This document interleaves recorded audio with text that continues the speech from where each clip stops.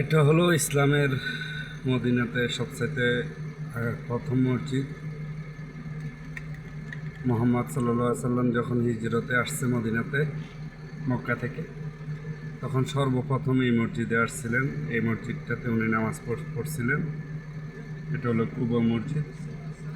আর এই পাশে দেখতেছেন, এটা হলো খেজুর বাগান। এটাকে বলা হয় সালমান ফার্সির খেজুর বাগান। এই যে খেজুর গাছ।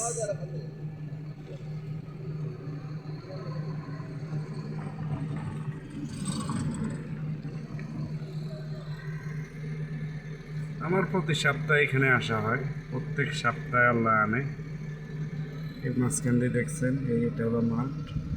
এখানে সম্ভবত কোনো ভবন বা কিছু করবে।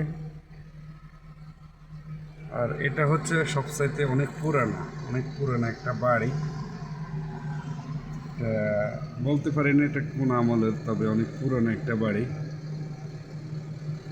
অনেক পুরানো এই বাড়িটা।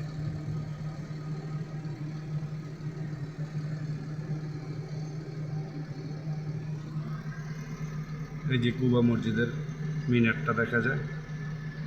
আমার গাড়ি অনেক দূরে আমি পার্কিং করছি, সে কারণে কাছে যাওয়া সম্ভব না।